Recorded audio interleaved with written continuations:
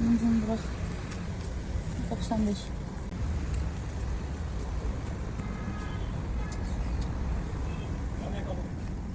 Bu probka ilə mən saat 10-dan çata bilməyəcəm işə. Saat 10-da yazılan var.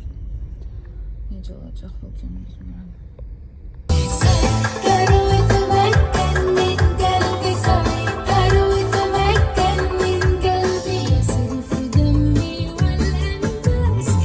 Kadri bana başladı.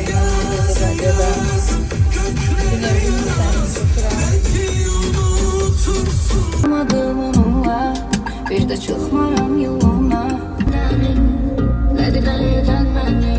Hiç ne elimden gelmir. Tez bitir ömrü kepeneylerim.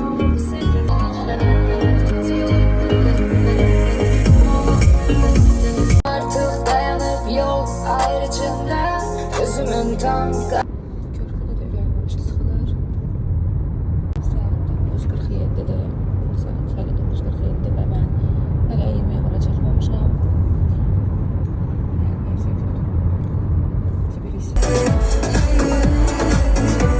Gitme daha başka yere. Gözlerini aç, gelmene yakın. Birbirimizi sonsuza kadar sevmeye değer bilirim. Ezizim.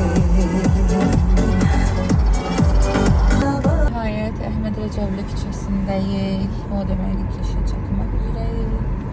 Saatlarımız isə 10:04. Nəhayət gəlib çatdıq. Referans klinikanın mərkəz filialına. Bu da bizim xidmət maşınımızdır.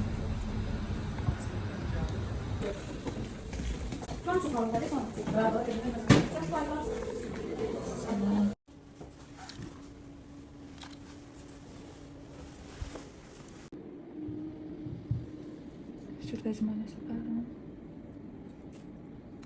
Qranlama toz mastit pasientimizdə.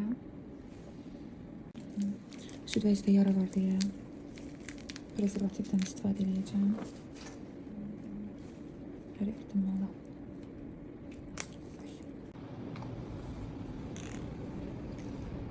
Burada da bir şey baxırıq, 13 həftəli idi.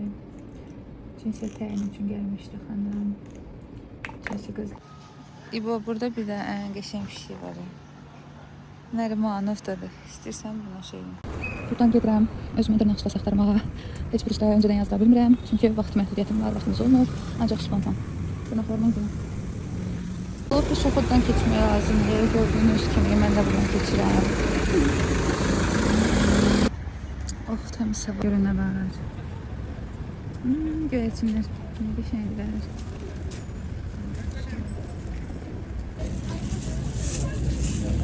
Təzə qoş.